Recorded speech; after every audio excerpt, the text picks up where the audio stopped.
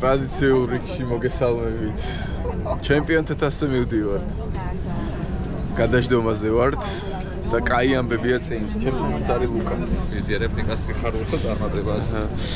ჩვენი სამსაჯო უსტაბაში. მოკლედ ჩემპიონთა თასზე მივდივართ და ესეთ გასაოცარ რიგში ვდგავართ თითრინავში.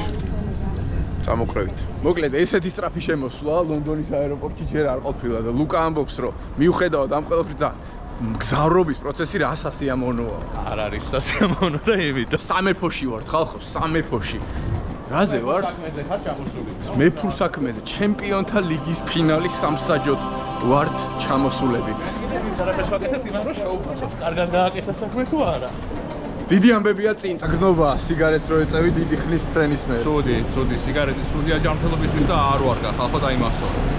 გატყუებთ. აღერევრა კიდე ფავორე. ფინალში ხო შეიძლება რომ მანქანას არ ქირავდი და ვიღაცა ხვდებოდეს ჩემპიონთა თასის ფინალში. მართალს ამბობ, აი წარმოიდგინეთ, ეხლა ფეხბურთის საჯირო იყოს და ჩემპიონთა ლიგის ფინალს საჯოვდეს. ესე იგი, ხო დახდებოდა ერთი, ნუ რა ვიცი, პრეზიდენტის დაცვა მინიმუმ. რაც არის ეგ. მოვიდა ჩვენი მიკროავტობუსი, მარშრუტკა, ავედით. აი. მოკლედ იღვლიანებო, გამოიწერეთ ჩვენი არხი.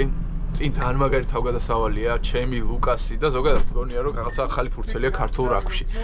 სამსაჯო, იმიტომ რომ პრინციპალიტიზე უნდა ვიმსაჯო ჩემპიონთა თასის ფინალი და ძალიან მიხარია, ხედავთ როგორი გახარებული ხარ. აბა ვნახოთ რა მანქანა. აბა რომელია ლუკა? არ ვიცი, პატარა ავტოგრაფს ეძებს. პატარების კაცი ვარ ჩვენ. ეს არის მოკლედ ჩვენი მანქანა. ლუკა რა სიტყვი აბა? კარგი მანქანა. შენ ლუკასთვის ყველაფერი კაი იქნება. ზაპარაჟეცით რო დასვა ლონდონიდან კარდიფში. მაგასაც კაიაო იტყვი. ლუკა ზოგადად ყველაფერს ესე კაიას ამბობს რა და გარდა მგზავრობის პროცესის. ნორმალური მანქანა უკეთესებით გვინახავს. აბა წავედით კარდიფისკენ. მოკლედ ხალხო, დღეს დილას ნამაშამ ვაგზალზე რომ მომაკითხა, ვაგზლიდან აეროპორტში ვერ პოულობდა გზას. ეს თბილისში და ეხა ლონდონიდან კარდიფში ცდილობს რა. ზუსტად 5 წუთი ვიყავი საჭესთან და ლუკას ორჯერ შეეშალა კარნახისას გზა და მივხვდი რომ საჭეს და ნავიგაცია ჩემი გასაკეთებელი. ამიტომ დავაწექით ახლა კარდიფში, ძალიან დიდი საცობია. აი. ჰაივეიზე და არაფერი გავსწორდებით რულზე და წავედით. აბა. მე შემეშალა და მაგარ პრობკაში გავიჩიტეთ გზა და გვიგრძელდა.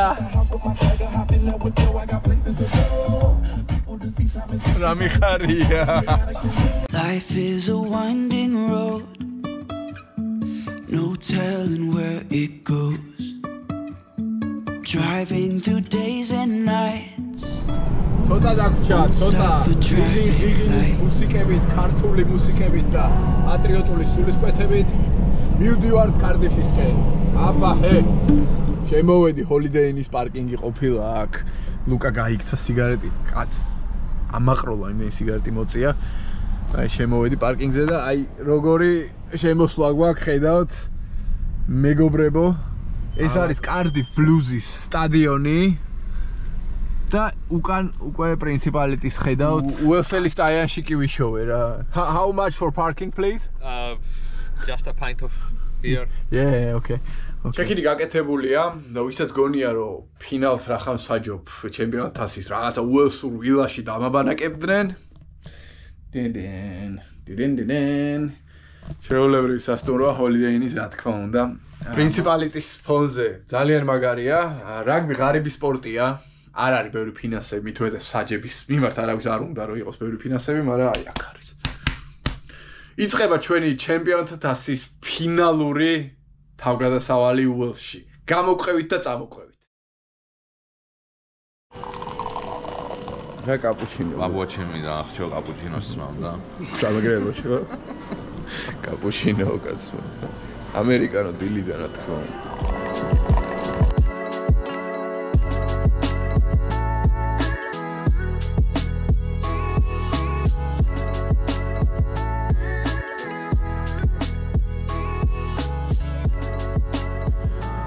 მოგარას გვეტყვი ინგლისურ breakfast მოგწავალ.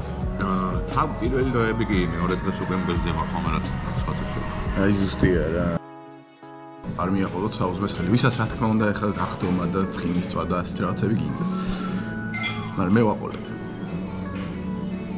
იმიტომ რომ ევროპის ფინალების ვიკენდია.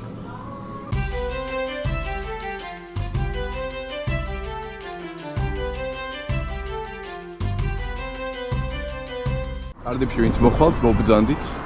სიმწვანე ყოველთვის კარგი. კი ბატონო. აბა ნახოთ პარკი.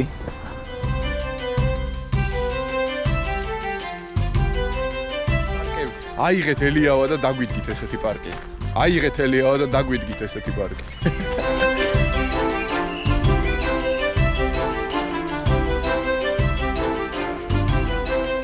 ნახევარ საათია. მოვდივართ.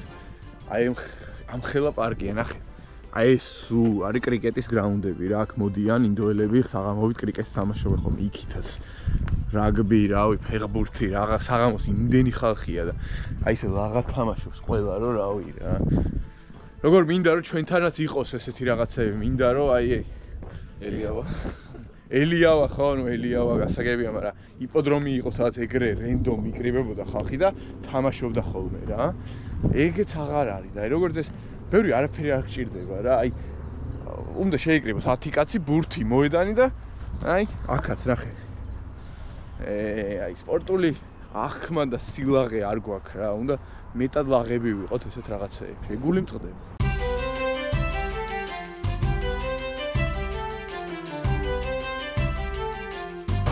დიდი მდინარე აღმოვაჩინეთ. ამ პარკმა მოლოდინებს გადააჭარბა.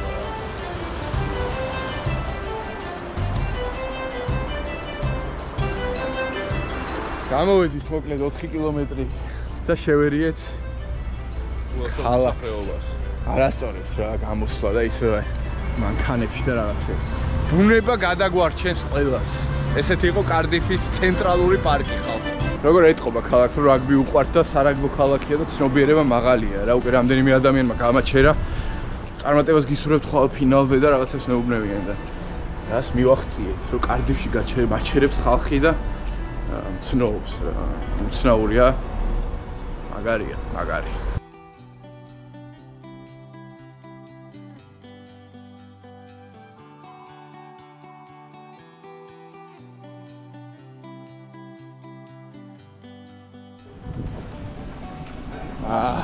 დილამზიან კარდიფში. დღეს ჩელენჯ თასის ფინალი, ხვალ ჩემპიონთა თასის ფინალი. რა უნდა ინატრო ამაზე უკეთესი კაცმა. გამახსენდა ეხა ის დრო კოვიდის დროს რომ ჩამოვდიოდი აქ 20 წლამდე 6-ზე და 3 კვირა მომიწია გაჩერება, იმიტომ რომ მოგზაურობა აკრძალულია და აი ეს დავდიოდი, დავეხეტებოდი კარდიფის ქუჩებში და ეხაც არ არის გამონაკლისი. მაგარია, კარგია, რაგბი, კარგია ცხოვრება რა.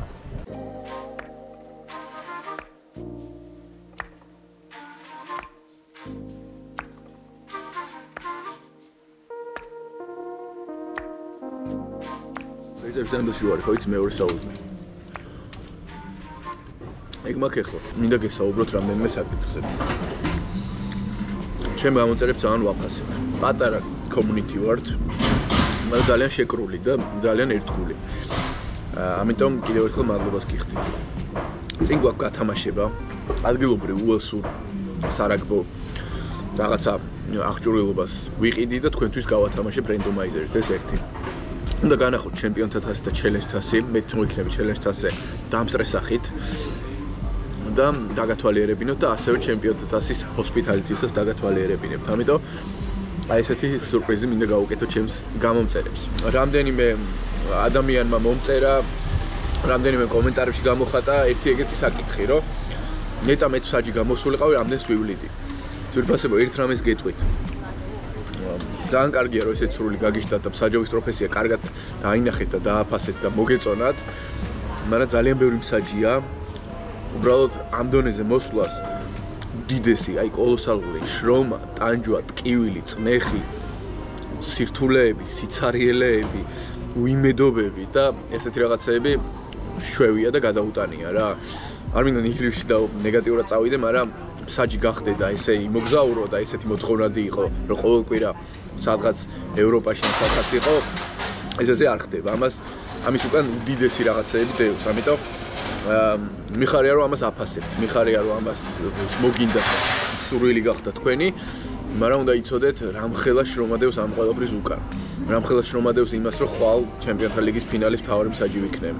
რა თქმა უნდა, ყველა სპორტსმენები უყვარს ყოველთვის და ეს იქნება, მაგრამ მსაჯები ძალიან ბევრს შრომობენ და ესე არ არის რომ მსაჯი გახდე და იმოგზაურო რა, ამას დამსახურება ჭირდება, ამას მოთხოვნადობა ჭირდება რა. მადლობა. ეხლა გადავახდენ გათამაშებაზე და მე შევდგებით თავარ ჩვენს ამბავს, რისთვისაც ჩამოვედით. დაპირებული გათამაშების დროს დადგა და სათუ არა რაგბი შოპში. მე შეგირჩევთ იღვლიანებო პირადად იმ რაღაცას, რასაც გავათამაშებ და მოგები თქვენზე იყოს.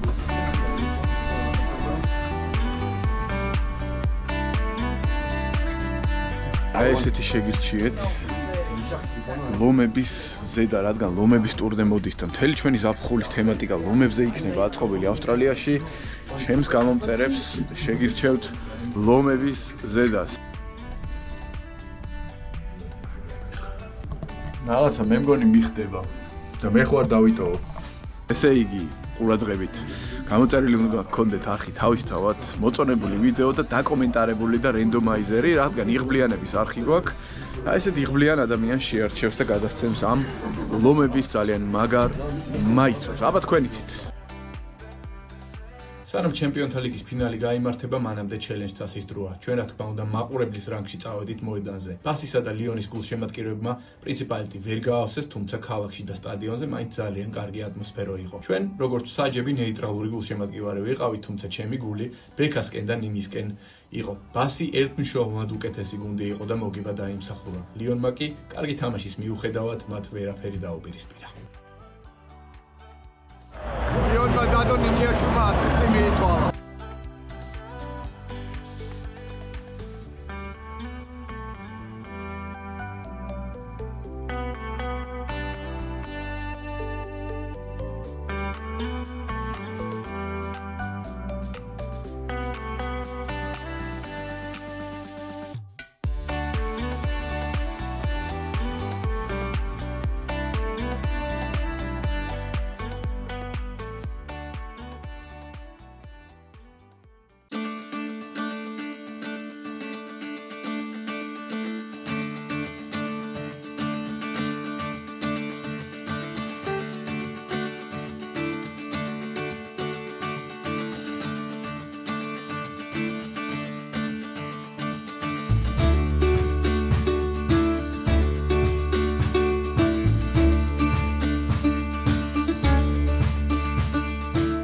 დადგა ჟამი იღვლიანებო ჩემპიონთა ლიგის, ჩემპიონთა თასის ფინალის დაწყების.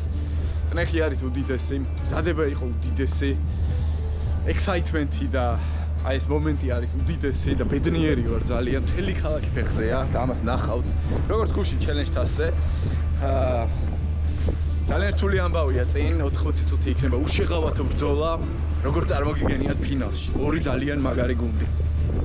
და ამის ყველაზე მაგარი ადგილი სტადიონზე ვექნება მე. და ყველაზე გაიმაყურებელი ვიქნები. ნელა გადავინაცვლებ სტადიონიდან და აბა ჩვენ ვიცით, აბა ჩვენ ვიცით.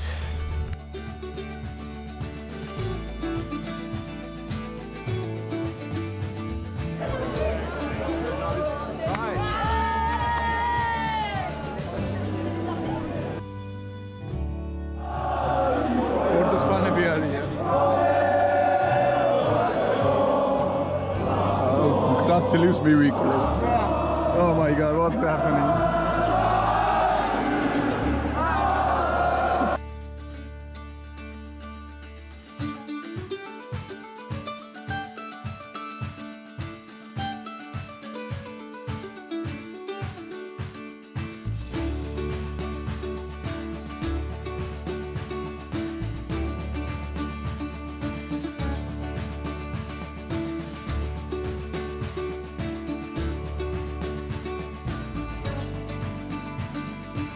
მადლობა მინდა გადაგიხადოთ ერთგულებისთვის, აქტიურობისთვის და დადებითი მესიჯებისთვის და მხარდაჭერისთვის და არ ვიცი თამაში როგორ წავა, მაგრამ ზუსტად ვიცი ერთი რაღაცა, რომ საქართველოს და ქართულ რაგბს და ქართულ მხარეს ეძღვნება ეს ყველაფერი რა.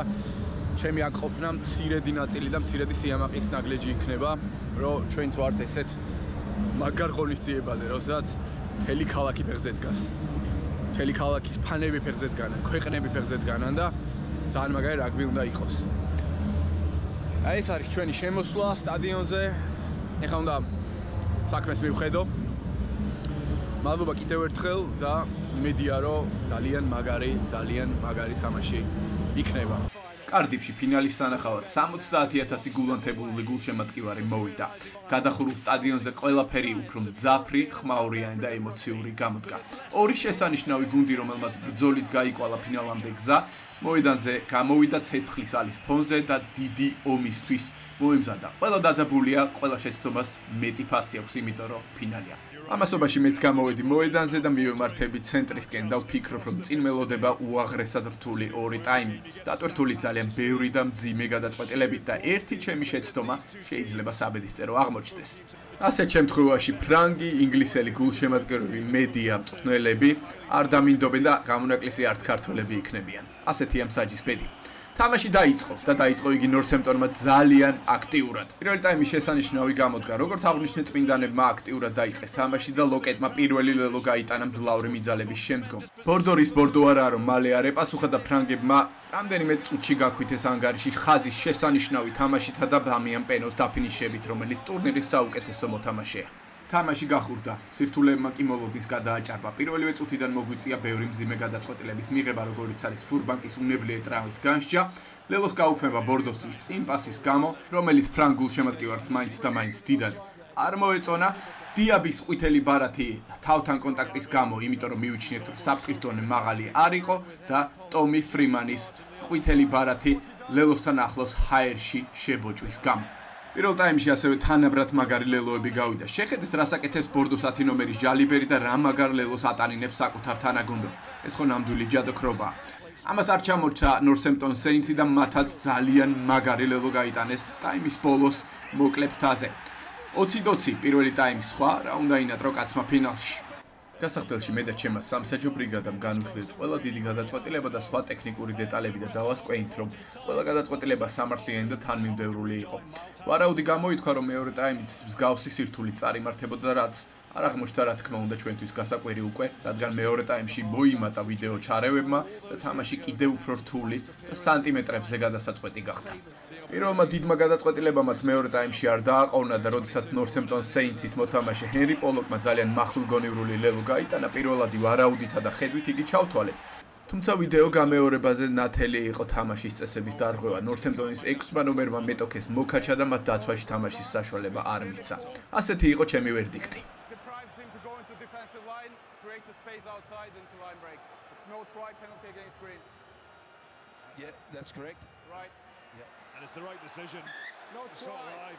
გარანტიას გადლევთ, რომ ფინალში არც ერთ საჩუქრ ლელოების გაუქმება და ვიდეო მსაჯის ამ დოზით გამოყენება, თუმცა ძალიან უსამართლო იქნებოდა სეინცისთვის ეს ლელო რომ ჩაგვეთვალა. მორიგი დიდი გადაწყვეტილება ძალიან მალე გვეწვია. ამჯერად უხეშობის განსჯა მოგვიწია მოეფანაზე მაღალი კონტაქტის გამო. როგორც პირველ ტაიმში დიაბიზე გადავწყვიტეთ ყვითელი ბარათი, რა თქმა უნდა არც ეს მომენტი იყო გამონაკლისი და სამართლიანად გამსაჯით. ესეთი იყო ჩემი ვერდიქტი. Describe what I'm saying. A foul play, he can't build over, but the same as the first one, he's receiving this, so we have not high degree of danger in the yellow card. I agree with those facts. That's a yellow card. თამაში ძალიან დაიძაბა და მოთამაშეებზე დიდი წნეხი გაჩნდა, რამაც ბუნებრივია შეცდომები გააჩინა. მორიგი დიდი გადაწყვეტილება ბორდოსთვის ლელოს გაუქმება აღმოჩნდა. ბურთზე აშკარა კონტროლის კარგვა და ვერ დამიწება ნიშნავს იმას, რომ ლელო სამართლიანად უქმდება. რას ვიზავთ, წესები მკაცრია და სანტიმეტრს არ გაპატიებენ. ფრანგები უკმაყოფილოები არიან, მაგრამ თამაში და წესები ასეთია. ასე დაამგვარად მეორე ტაიმის პირველ წუთში ამდენმა ძიმე და დიდმა გადაწყვეტილებამ თამაშის ტემპზე უარყოფითად იმოქმედა და თამაში ეგრეთ წოდებულ დოგფაიტში გადაიზარდა. სამსაჯო გუნდის მხრივ ამას ძალიან დიდი მენტალური და ფსიქოლოგიური მზადყოფნა ჭირდება, რომ შვიდად და ფოკუსირებულად გაყვე თამაშს, არ გაგექცეს მანერა, კომუნიკაცია, სხეულის ენა და ასე შემდგომ. შეცდომების მიუხედავად თამაშს მაინც ბორდო აკონტროლებდა და მათ მეტოქე საკუთარ ლელოს მიაჯაჭვეს, რასაც საბოლოოდ შედეგიანი შეტევაც მოყვა და კაზომ ძლავრი მიდალებით ლელო გაიტანა. როგორც აღმოჩნდა, ეს ბოლო შედეგიანი ქმედება იყო თამაში და ანგარიში აღარ შეცვლილა. ნორსემპტონი ჯიუტად უტევდა, მაგრამ შეცდომები ჰქონდათ. აი აქ უნებლიეთ დაშვებული მარტივი შეცდომა ძვირად დაუჯდათ და პირიქით წნეხში მოიქცნენ.